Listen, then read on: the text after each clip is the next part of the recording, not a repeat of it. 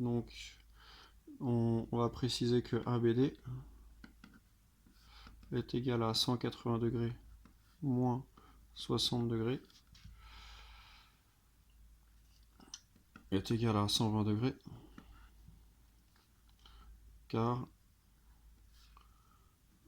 l'angle ABC est un angle plat.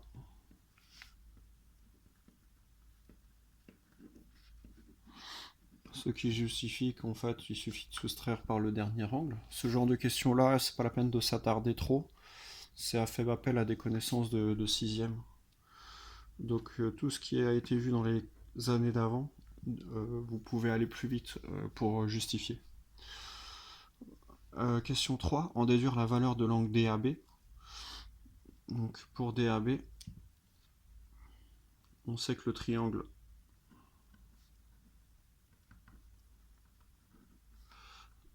ABD est isocèle en B. Donc DAB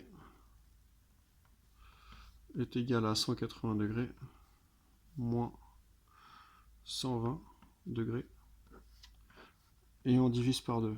Vous remarquez que cette astuce de diviser par 2 que j'entoure en rouge là, on la retrouve à chaque fois qu'on a un triangle isocèle.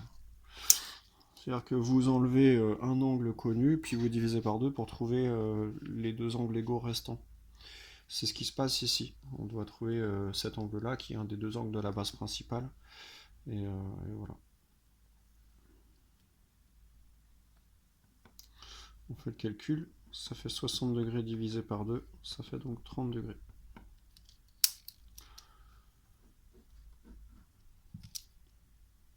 Alors, il est toujours difficile de savoir où est-ce qu'on s'arrête dans les rédactions.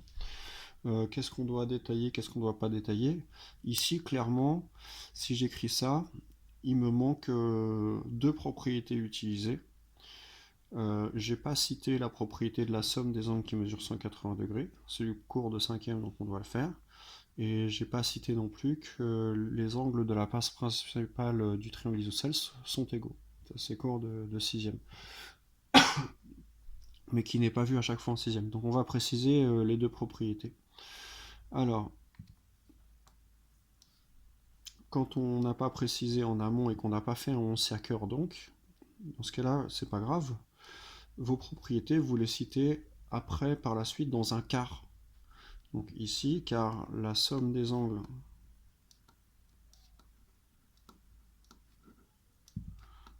d'un triangle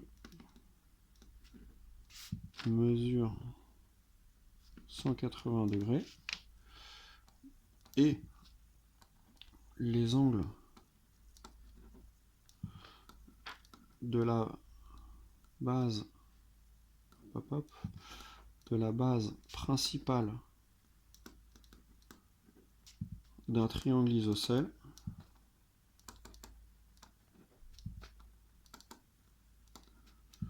sont égaux. Voilà les deux propriétés qu'on a utilisées. Encore une fois, c'est encore plus propre, c'est plus propre de faire 11 séqueurs donc. Mais là, bon, imaginons que vous avez fait ça en contrôle. Bah, ça comptera bon puisque vous avez les propriétés, vous avez ça et vous avez utilisé dans le 11 séqueux tout ce qu'il faut. C'est juste que vous n'avez pas ordonné de la même façon. Si je devais le corriger une deuxième fois, je l'aurais fait plus proprement avec un 11 séqueur donc. Alors, exercice 3 maintenant. Exercice 3 qui va faire appel à une propriété de sixième. Donc, question 1, que peut-on dire des droites CD et FE?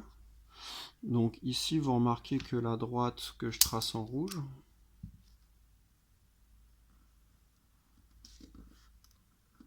elle est en même temps perpendiculaire à CD et en même temps perpendiculaire à FE. Or en sixième, on a vu une propriété qui dit que si deux droites sont perpendiculaires à la même droite, alors finalement elles sont parallèles entre elles. C'est ce qui se passe ici. Donc CD et FE sont parallèles par une propriété de sixième. Que peut-on dire des angles EAD et BEF? Alors ici vous avez deux droites parallèles, donc EAD et BEF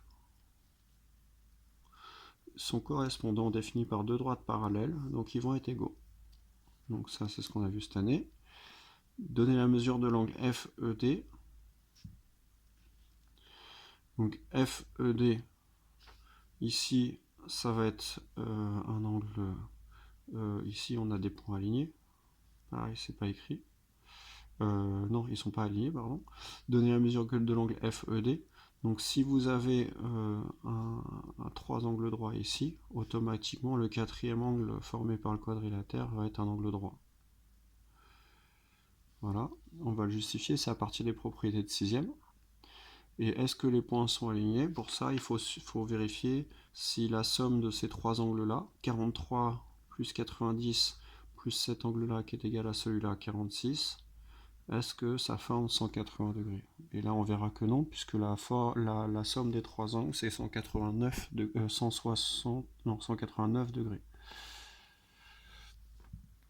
179 degrés, pardon. Voilà, du coup, voilà.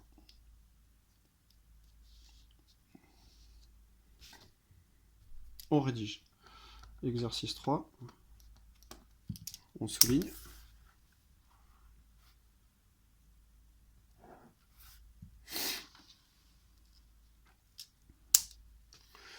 Que peut-on dire des droites CD et EF? Donc, on sait que deux points CD est perpendiculaire à FC, qui est ma droite rouge. On sait aussi que EF est perpendiculaire à FC, qui est ma droite rouge. Or, propriété de sixième, si deux droites sont perpendiculaires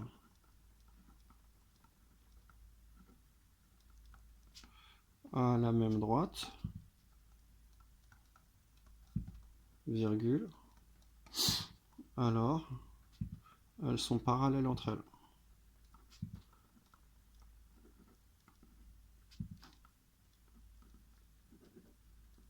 Donc, CD parallèle à EF. 2. Que peut-on dire des angles EAD et BEF? Propriété de cette année. On sait que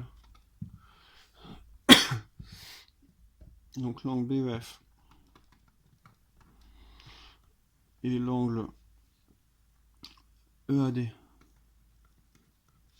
sont correspondants.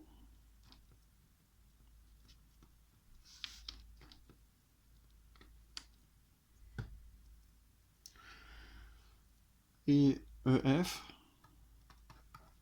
parallèle à CD. Or,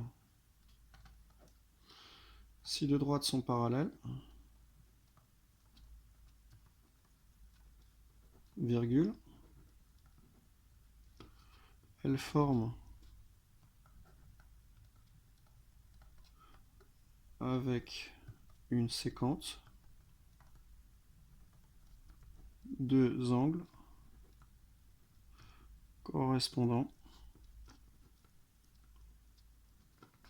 égaux. Donc, BEF est égal à EAD est égal à 46 degrés. 3.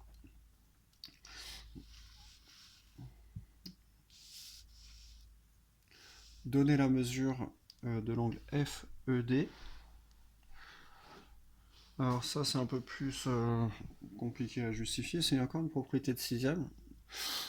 Donc l'angle FED nous dit qu'en fait, pour le trouver, on va avoir affaire à deux droites parallèles DC et EF, et une droite qui est perpendiculaire, la droite ED, qui est perpendiculaire à une des autres droites des SC.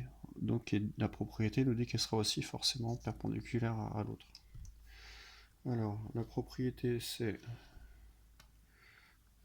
j'aurais pas assez de place, j'écris à droite.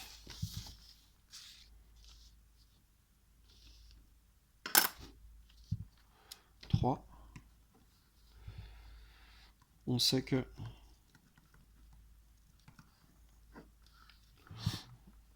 ce qu'on sait dans l'énoncé, il ne faut pas se tromper, c'est ED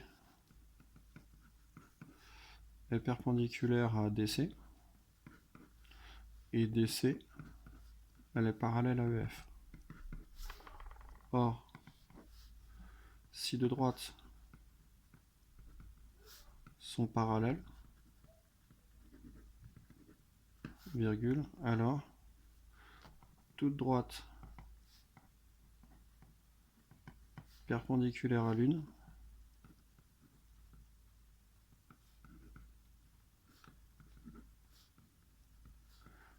est perpendiculaire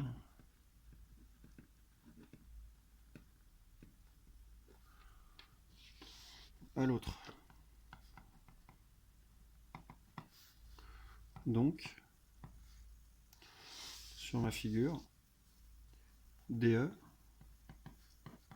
est perpendiculaire à EF. 4. Les points A et B sont-ils alignés?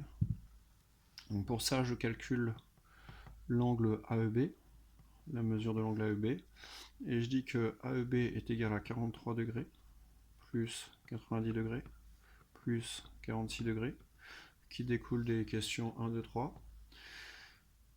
Je calcule ça, ça fait 90 plus 89, on arrive bien à 179 degrés. À 1 degré près, les points ne sont pas alignés.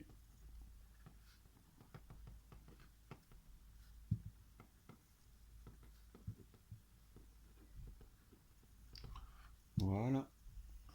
Allez, au revoir, la suite sur Pronote.